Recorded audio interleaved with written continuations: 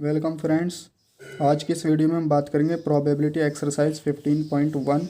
ये exercise exam point of view से और कंपटीशन के पॉइंट ऑफ व्यू से काफ़ी इंपॉर्टेंट एक्सरसाइज है। क्वेश्चन 1 का one part, probability of an event plus probability of event not E, वो क्या होगा।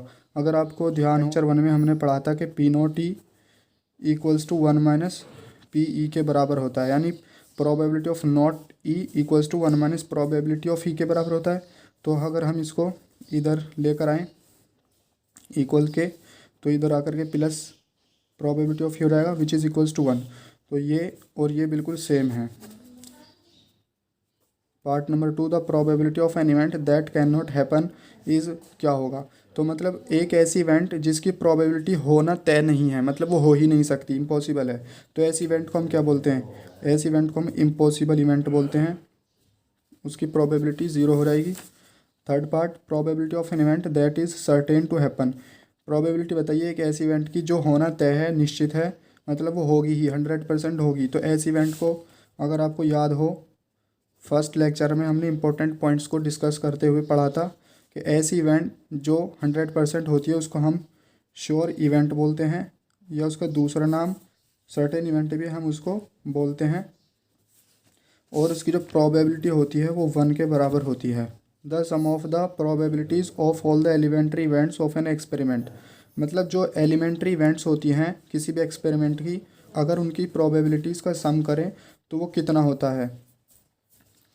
तो अगर आपको ध्यान हो, एलिमेंट्री इवेंट्स वो इवेंट्स होती हैं जिसकी सिर्फ 1 आउटकम होती है उस एक्सपेरिमेंट के अंदर, यानी फेवरेबल आउटकम 1 होगी, और इस तरीके की इवेंट्स की प्रोबेबिलिटीज़ का सम करेंगे तो वो 1 के बराबर आता है। लेक्चर 1 में हमने ये डिस्कस किया था। तो इस वजह से फोर्थ का आंसर हो जाएगा 1। Fifth part, the probabilities of an event is greater than और इक्वल टू। हम जानते हैं जो प्रोबेबिलिटी होती है किसी भी इवेंट की, वो या तो ज़ीरो के बराबर होगी या ज़ीरो से बड़ी होगी, और सिमिलरली एंड लेस देन और इक्वल टू 1 के बराबर होगी या 1 से कम होगी, क्योंकि हम जानते हैं जो प्रोबेबिलिटी की जो रेंज होती है वो 0 से ग्रेटर देन या इक्वल टू होगी, बट लेस देन और इक्वल टू 1 होती है। Question number 2, which of the following experiments have equally likely outcomes, explain. Equally likely outcomes वो होती हैं जिनकी आने के चांसेस बराबर होते हैं। जैसे हमने एक डाई को थ्रो किया तो वहाँ उस पर जो नंबर अपीयर होंगे 1 से 6 तक, उनके सबके आने के चांस बराबर हैं, तो ऐसे आउटकम्स को हम इक्वली लाइकली आउटकम्स बोलते हैं। Part number 1, a driver attempts to start a car, the car start or does not start. देखिए सीधी सी बात है, जब कोई कार को स्टार्ट करेगा तो स्टार्ट हो ही जाएगी, तो ये नॉट इक्वली लाइकली आउटकम्स होगी। A player attempts to shoot a basketball, she he shoot और मिस द शॉट। तो जब प्लेयर ट्राई करेगा बास्केटबॉल को शॉट करना तो वो शूट हो ही जाएगा, तो ये भी नॉट इक्वली लाइकली आउटकम्स हैं। फर्स्ट और second not equally likely outcomes हैं। Third part, a trial is made to answer a true false question, the answer is right और रॉन्ग। यहाँ पर ट्रायल करा गया है, मतलब एक तरीके से रेंडमली जवाब दिया गया है, तो हमें नहीं पता ट्रू है फॉल्स है, तो इसके 50-50 चांस है कि ट्रू भी हो सकता है वो और फॉल्स भी हो सकता है क्वेश्चन, तो ये इक्वली लाइकली आउटकम्स होगा। Third part. Part number 4, A baby is born, it is a boy और अ गर्ल। देखिए अगर बायोलॉजी के अकॉर्डिंग ह्यूमंस के अंदर 23 नंबर ऑफ क्रोमोसोम्स होते हैं, जिसमें से 22 क्रोमोसोम्स मेल और फीमेल के अंदर कॉमन होते हैं, और जो 23rd नंबर का क्रोमोसोम्स होता है फीमेल में XX होता है, जबकि मेल के अंदर XY होता है। अगर हम इनकी पेयरिंग कराएं तो ये कुछ इस तरीके से होता है, XX XY XX XY। तो देखिए 2X आया 2Y आया, तो यहाँ पर 50-50 चांस है बॉय और गर्ल होने के, तो इस वजह से ये भी हमारी यहाँ पर इक्वली लाइकली आउटकम्स हो जाएगा। Question number 4, which of the following can not be the probability of an event. यहाँ पर कैन नॉट बोला है कि किसी भी इवेंट की प्रोबेबिलिटी कौन सी नहीं हो सकती। तो हमने फर्स्ट लेक्चर में ही पढ़ा था कि जो प्रोबेबिलिटी होती है किसी भी इवेंट की, वो 0 से बड़ी होगी या 0 के बराबर होगी, और 1 से कम होगी या 1 के बराबर होगी। तो इसी वजह से जो बी ऑप्शन है ये माइनस में है तो ये रॉन्ग है, इसी वजह से प्रोबेबिलिटी माइनस में नहीं हो सकती, तो इसका आंसर बी हो जाएगा। Question 5, P E equals to 0.05, what is the probability of not E. तो देखिए डायरेक्ट फार्मूला बेस्ड क्वेश्चन है, हम जानते हैं P not E equals to 1 minus P E के बराबर होता है। पी ई क्वेश्चन में यहाँ पर हमें गिवन है, इसको यहाँ पर पुट कीजिएगा तो 1 minus 0.05 which is equals to 0.95। Question number 6, a bag contains lemon flavoured candies only. एक बैग है जिसमें सिर्फ लेमन फ्लेवर्ड कैंडीज़ हैं और Malini takes out 1 candy, Malini एक कैंडी उसमें से निकालती है बैग के अंदर से बिना देखे। तो बताइए प्रोबेबिलिटी क्या होगी कि जो उसने कैंडी निकाली वो ऑरेंज फ्लेवर की होगी, और सेकंड पार्ट में जो उसने कैंडी निकाली वो लेमन फ्लेवर्ड की होगी, इसकी क्या प्रोबेबिलिटी है। तो हम जानते हैं जो बैग है उसके अंदर ऑरेंज फ्लेवर की कैंडी है ही नहीं, तो इसलिए फेवरेबल आउटकम 0 हो जाएंगी और टोटल आउटकम्स जो हैं वो 1 है विच इज़ इक्वल्स टू 0।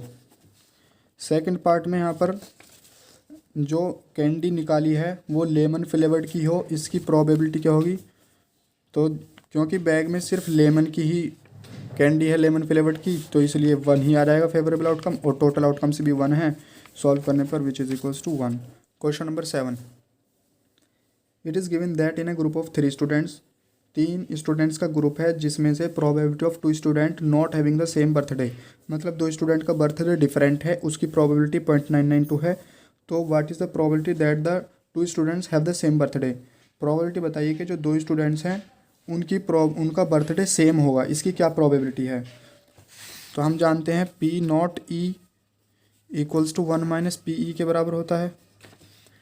यहाँ पर पी नॉट ई हमें 0.992 गिवन है, क्योंकि बर्थडे सेम नहीं है तो नॉट सेम, नॉट के लिए हम इसको यहाँ लिख देते हैं 0.992 1 माइनस, और सेम बर्थडे निकालना है तो उसको हम पी ई की जगह रख देते हैं, उसको हम मान लेते हैं P2 सेम। नाउ अगर आप इसको सॉल्व करेंगे तो P2 सेम को इधर लेकर आइएगा और 1 माइनस 0.992 को इधर लेकर आइएगा विच इज़ इक्वल्स टू 0.008। तो इस वजह से जो प्रोबेबिलिटी होगी 2 स्टूडेंट्स की हैविंग द सेम बर्थडे वो 0.008 के बराबर होगी। क्वेश्चन नंबर 8, ए bag contains 3 red balls 5 black balls. एक बैग है जिसमें 3 रेड बॉल्स हैं 5 ब्लैक बॉल्स हैं। A ball is drawn at the random from the bag, what is the probability that the ball drawn is. 1 part में red और not second में। तो फर्स्ट पार्ट में प्रोबेबिलिटी ऑफ रेड बॉल निकालनी है, अगर उसमें एक बैग में से हमने एक बॉल निकाली तो बताइए वो रेड होगी, इसकी क्या प्रोबेबिलिटी है। तो रेड के फेवर में 3 आउटकम्स हैं और जो टोटल बॉल्स हैं वो हमारी यहाँ पर 8 हैं, तो 8 डिनोमिनेटर में आ जाएगा, तो इस वजह से प्रोबेबिलिटी इसकी 3/8 आ गई। प्रोबेबिलिटी ऑफ नॉट रेड, इसके 2 तरीके हैं निकालने के, एक तो P not E equals to 1 minus P E, P not E निकालना है, पी ई हमें गिवन है, पुट करिएगा निकल जाएगा। लेकिन मैं इसका आपको सेकंड मेथड बताता हूँ। नॉट रेड, रेड नहीं है तो मतलब रेड के अलावा और जो बॉल्स हैं वो 5 हैं, तो इसलिए 5 यहाँ पर आ जाएगा और टोटल यहाँ पर 8 हैं, तो 8 यहाँ पर आ जाएगा।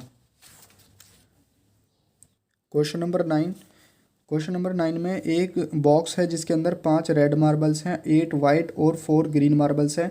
1 marble taken out from the box randomly. तो बताइए प्रोबेबिलिटी क्या होगी कि जो मार्बल हमने निकाला वो फर्स्ट पार्ट में रेड हो, इसकी क्या प्रोबेबिलिटी है, एंड सेकंड में वाइट, थर्ड में ग्रीन ना हो, इसकी क्या प्रोबेबिलिटी है। तो रेड होने के लिए हम जानते हैं प्रोबेबिलिटी ऑफ रेड के लिए 5 आउटकम्स फेवरेबल हैं, तो रेड के लिए 5 न्यूमरेटर पर आ जाएगा और टोटल जो है इनको समअप कर लीजिएगा तो ये आ जाएगा 17। नाउ इसके सेकंड पार्ट में यहाँ पर प्रोबेबिलिटी ऑफ वाइट मार्बल्स है, प्रोबेबिलिटी ऑफ वाइट मार्बल्स क्या होगी, तो वाइट मार्बल्स यहाँ पर 8 हैं, तो 8 न्यूमरेटर में, टोटल मार्बल 17 है, इसलिए 17 डिनोमिनेटर में आ जाएगा। थर्ड पार्ट नॉट ग्रीन, तो ग्रीन नहीं है, इसकी क्या प्रोबेबिलिटी है, तो ग्रीन नहीं है तो मतलब या तो रेड होगी या वाइट होगी, तो इनको ऐड कर दीजिएगा। 8 + 5 13, नॉट ग्रीन के लिए 8 + 5 विच इज 13 और टोटल आउटकम्स हैं 17। इसके निकालने का एक तरीका और है, पहले ग्रीन की प्रोबेबिलिटी निकाल लीजिएगा और फिर इस फोर्स फॉर्मूले को यूज़ कीजिएगा, P0 = 1 - PE। तो ग्रीन की आप निकाल लेंगे और फिर नॉट ग्रीन की यहाँ से इस फॉर्मूले की हेल्प से निकाल सकते हैं। ये क्वेश्चंस हम एग्जांपल्स में भी सॉल्व कर चुके हैं, तो ये इस टाइप के क्वेश्चंस काफ़ी आसान होते हैं। क्वेश्चन नंबर 10, ए पिगी बैंक कंटेन्स 100 यानी कि 100 कॉइन्स उसमें 50 पैसे के हैं और 50 कॉइन 1 रुपये के हैं, 20 कॉइन 2 रुपये के हैं और 10 कॉइन 5 रुपये के हैं। मैंने इसको सिंपली इस तरीके से इसको लिख दिया था। तो उसमें से समहाउ मतलब एक कॉइन फॉल आउट हो जाता है, गिर जाता है, और बताइएगा प्रोबेबिलिटी क्या होगी फर्स्ट पार्ट में कि वो जो कॉइन गिरा वो 50 पैसे का कॉइन था, इसकी क्या प्रोबेबिलिटी है। तो जो 50 पैसे के कॉइन है वो 100 कॉइन्स हैं, इस वजह से 100 न्यूमरेटर में आ जाएगा और टोटल नंबर ऑफ कॉइन्स 180 है, तो विच इज़ डिवाइड करने पर 5/9 आ जाएगा। सेकंड पार्ट में बोला है कि जो कॉइन वो गिरा will not be a ₹5 coin, 5 रुपये का कॉइन ना हो। तो इसको हम जानते हैं, इस वाले कंसेप्ट से सॉल्व करेंगे। P0 E = 1 माइनस का PE। तो सबसे पहले PE यानी कि प्रोबेबिलिटी ऑफ ₹5 कॉइन निकाल लेते हैं हम। सबसे पहले 5 रुपीज़ के जो कॉइन है वो 10 है, तो 10 न्यूमरेटर में आ जाएगा। टोटल नंबर ऑफ कॉइन्स 180 है, तो यहाँ से ये 1/18 आ जाएगा, 0 से 0 कैंसिल होने के बाद। अब इसको PE की जगह पुट कर दीजिएगा, तो यहाँ से प्रोबेबिलिटी ऑफ नॉट E यानी कि not ₹5 coin which is equals to 1 minus 5 rupees coin. 5 rupees coin की जगह 1/18 सॉल्व करेंगे तो यह रहेगा 17/18। Question number 11, Gopi buys a fish from a shop for his aquarium. Aquarium मतलब जिसमें मछलियाँ वगैरह रखी जाती हैं घर में, आपने देखा होगा, तो वो गोपी उसको खरीदती है। Now shopkeeper takes out 1 fish at random from a tank containing 5 male fish and 8 fish female. मतलब जो दुकानदार था उसने उसके पास एक टैंक था जिसमें 5 मेल फिश थी और 8 फीमेल फिश थी, उसमें से एक फ़िश उसने उसको निकाल कर दी। तो बताइए जो उसने फ़िश निकाली दुकानदार ने वो मेल फिश हो, इसकी क्या प्रोबेबिलिटी है। तो हम जानते हैं probability equals to favourable outcomes upon total outcomes. तो मेल फिश के फेवर में 5 आउटकम्स है, यानी कि 5 upon denominator total number of fish which is equals to 13। Question number 12, a game of chance consist of spinning an arrow which comes to rest pointing at one of the numbers. मतलब ये इस तरीके का एक game होता है, आपने देखा होगा कि इसको रोटेट करते हैं, रोटेट करने पर जो तीर का निशान होता है वो किसी एक नंबर के सामने जा करके रुक जाता है। तो वो जो नंबर है वो कुछ इस तरीके से यहाँ पर गिवन है 1 से 8 तक, जबकि आने की जो पॉसिबिलिटी है वो इक्वली लाइकली है। What is the probability that it will point at, मतलब क्या प्रोबेबिलिटी है जो ये तीर का निशान है ये पॉइंट करे 8 की तरफ। तो 8 के फेवर में जो आउटकम्स है यहाँ पर देखिएगा, एक ही मतलब जो 8 है वो एक ही बार है बस यहाँ पर इस पूरे स्पैनिंग एरो में, तो इसलिए फेवरेबल आउटकम्स 8 के करस्पॉन्डिंग 1 हो जाएगी। और टोटल नंबर ऑफ आउटकम्स जो हैं वो 8 हैं, 1 2 3 4 5 6 7 एंड 8, तो इसका 1/8 आ जाएगा फर्स्ट पार्ट का आंसर। पार्ट नंबर 2 में इसका प्रोबेबिलिटी फाइंड करने के जो एरो हो वो ओड नंबर के सामने रुके या पॉइंट करे, तो इसकी क्या प्रोबेबिलिटी है। तो अगर आप ध्यान से देखें ओड नंबर, यहाँ पर जो ओड नंबर है एक तो 1 3 5 7 4 ओड नंबर है, तो 4 न्यूमरेटर में आ जाएगा। टोटल नंबर ऑफ आउटकम्स जो हैं यानी कि 8 नीचे आ जाएगा which is equals to 1/2। Third part में यहाँ पर बोल रहा है कि ए नंबर ग्रेटर देन 2, मतलब जो एरो है उस नंबर के सामने रुके जो 2 से ग्रेटर हो। तो 2 से ग्रेटर यहाँ पर 6 नंबर है, 3 4 5 6 7 एंड 8, तो नंबर ग्रेटर देन 2 हो, इसकी प्रोबेबिलिटी के लिए 6 न्यूमरेटर में आ जाएगा और टोटल नंबर 8 डिनोमिनेटर में which is equals to 3/4। A number less than 9, part 4 में हमें यहाँ पर बोला है कि जो नंबर है वो लेस देन 9 हो। तो लेस देन 9 सारे ही नंबर लेस देन 9 हैं, 8 से लेकर 1 तक ही सारे नंबर 9 से कम हैं, तो इसलिए फेवरेबल आउटकम्स हो जाएंगी 8 और टोटल आउटकम्स भी 8 ही हैं जो विच इज़ इक्वल्स टू 1।